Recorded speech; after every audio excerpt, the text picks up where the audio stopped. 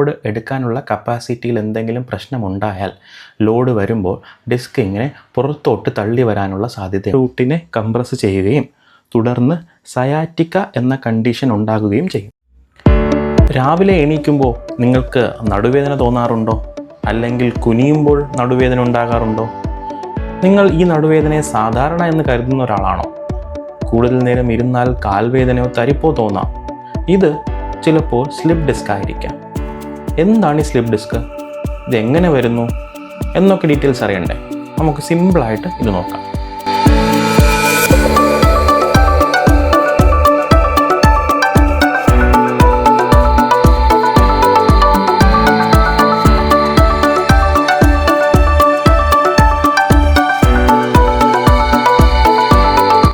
ഇത് ഒരു നട്ടെല്ലിൻ്റെ മോഡലാണ്. മുകളിലായിട്ട് കാണുന്ന വെള്ള നിറത്തിലുള്ളത് ഒന്നാമത്തെ നട്ടെല്ലും താഴെയോട്ട് കാണുന്നത് രണ്ടാമത്തെ നട്ടെല്ലുമാണ്. ഈ രണ്ട് നട്ടെല്ലിനും ഇടയിൽ ചുവന്ന നിറത്തിലുള്ളതാണ് നമ്മൾ ഡിസ്ക് എന്ന് പറയുന്നത്, അതായത് ഇന്റർ വെർട്ടിബ്രൽ ഡിസ്ക്.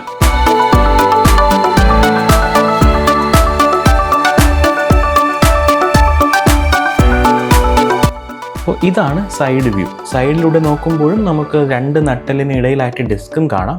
അതിൻ്റെ നട്ടെല്ലിനും ഡിസ്കിനും പുറകുവശത്തായിട്ട് ഒരു ഫൊറാമൻ ഉണ്ട്, അതാണ് ഇന്റർ വെർട്ടിബ്രൽ ഫൊറാമൻ. അപ്പോൾ ഇന്റർ വെർട്ടിബ്രൽ ഫൊറാമനിലൂടെയാണ് നമ്മുടെ ഞരമ്പ്, അതായത് നെർവ് പുറത്തോട്ട് വരുന്നത്.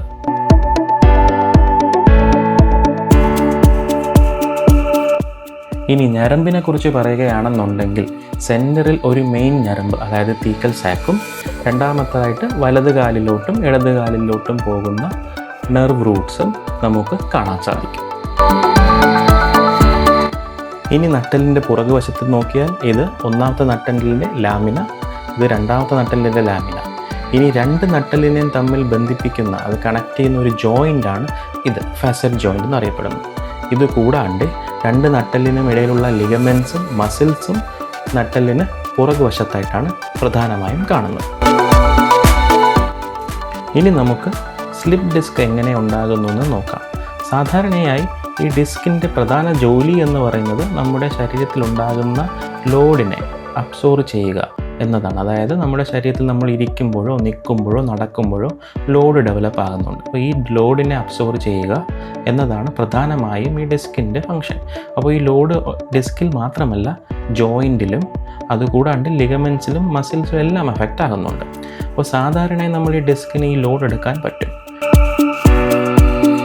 വിവിധ കാരണങ്ങളാൽ ചിലപ്പോൾ ജോയിൻറ്റിൻ്റെ തേയ്മാനമാകാം, അല്ലെങ്കിൽ ഡിസ്കിൻ്റെ തേയ്മാനമാകാം, പുവർ പോസ്ചർ, അങ്ങനെ ഒട്ടനവധി കാരണങ്ങൾ കൊണ്ട് ചിലപ്പോൾ ഡിസ്കിൻ്റെ ഈ നാച്ചുറലി ലോഡ് എടുക്കാനുള്ള കപ്പാസിറ്റിയിൽ എന്തെങ്കിലും പ്രശ്നമുണ്ടായാൽ ലോഡ് വരുമ്പോൾ ഡിസ്ക് ഇങ്ങനെ പുറത്തോട്ട് തള്ളി വരാനുള്ള സാധ്യതയുണ്ട്.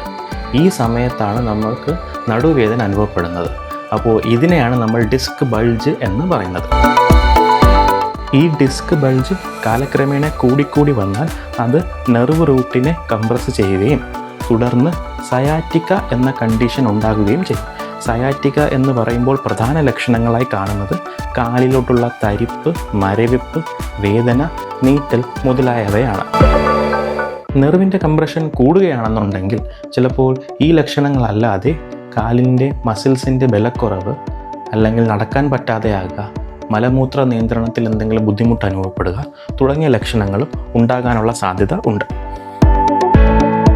നിങ്ങൾക്കോ നിങ്ങളുടെ പ്രിയപ്പെട്ടവർക്കോ ഈ ലക്ഷണങ്ങൾ ഉണ്ടെങ്കിൽ തക്ക സമയത്ത് വിദഗ്ധ ചികിത്സ എടുക്കുന്നത് ഭാവിയിലെ വലിയ പ്രശ്നങ്ങൾ ഒഴിവാക്കിയേക്കാം. ഈ വീഡിയോ നിങ്ങൾക്ക് ഉപകാരപ്പെട്ടു എന്ന് വിചാരിക്കുന്നു കേട്ടോ. നിങ്ങളുടെ സംശയങ്ങൾ കമൻറ്റ് ചെയ്യുക. ഇത്തരത്തിലുള്ള കൂടുതൽ വീഡിയോകൾക്കായി ഫോളോ ചെയ്യാനും ഷെയർ ചെയ്യാനും മറക്കരുതേ.